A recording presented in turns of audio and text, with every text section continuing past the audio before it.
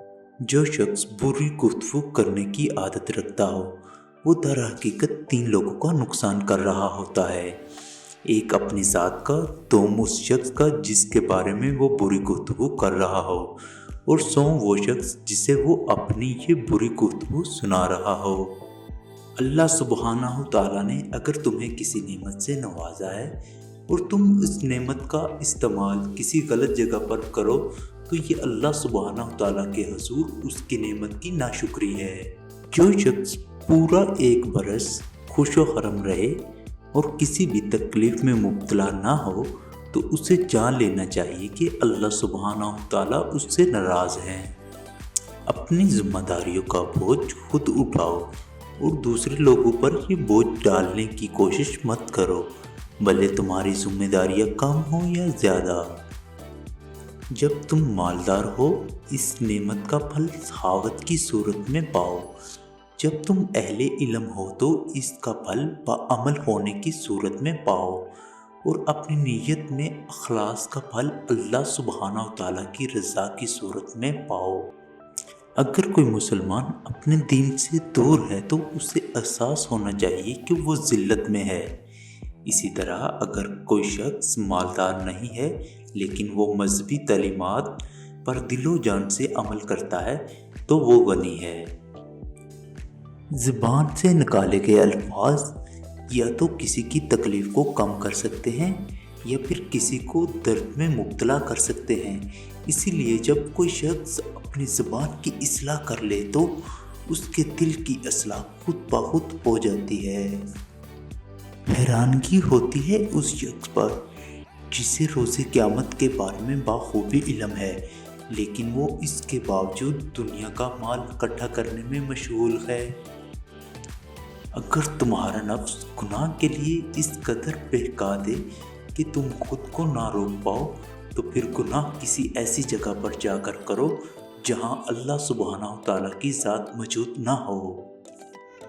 अगर कोई शख्स किसी मुसीबत में मुब्तला हो और सबसे पहले वो अपनी अक्ल और तदबीरों से काम लेकर इससे मुश्किल से छुटकारा पाने की कोशिश करे, नाकामी की सूरत में वो लोगों से मदद तलब करे और यहाँ से भी नाकामी का सामना करने के बाद अल्लाह सुब्हानहू ताला से रजू करे, तो ऐसी सूरत में अल्लाह सुब्हानहू ताला भी इससे मुंह फेर ले लिया करते हैं। किसी मालदार शख्स की तारीफ महज इसलिए मत करो कि इसकी दुनियावी रुतबा ऊंचा है, बल्कि किसी की तारीफ सिर्फ उसके अमाल की वजह से करो, क्योंकि अगर किसी जालिम शख्स की तारीफ करोगे तो अल्लाह सुब्हानहू ताला के अज़ाब का निशाना बनोगे।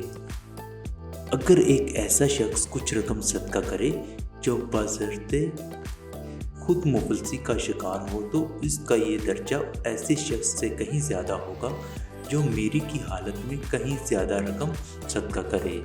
अगर तुम मालदार हो लेकिन तुम अपना माल अल्लाह सुब्हानहू ताला के रास्ते में खर्च करने से गुरेज करते हो तो तुम अपना माल को ज़ाया कर रहे हो। अल्लाह सुब्हानहू ताला ने हमें इस दुनिया में अशरफ अल मखलूक़ात इसलिए बनाकर भेजा है कि हम इसकी ज़ात पाक के अहकामात की पैरवी करें और इसके बदले में हमेशा कायम रहने वाली जन्नत को पा लें। इस दुनिया में तुम्हारी ज़ात के अंदर अच्छाइयों की तलाश करने वाले लोगों से कहीं ज़्यादा तादाद ऐसे लोगों की है जो तुम में सिर्फ बुराइयां और कमियों की तलाश में हैं।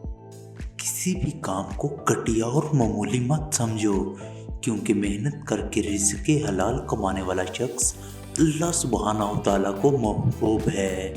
किसी शख्स के सामने अपनी ज़रूरियात का सवाल करने से कहीं बेहतर है कि तुम मेहनत करके अपनी ज़रूरियात को पूरा करो।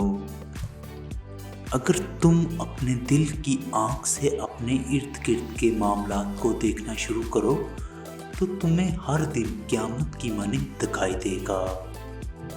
जो लोग अल्लाह सुब्हानहू ताला को महबूब समझते हैं इन्हें तन्हाई पसंद होती है, क्योंकि तन्हाई में वो अल्लाह सुब्हानहू ताला के हुज़ूर अपनी इबादत को ज़्यादा तवज्जो के साथ अदा कर सकते हैं।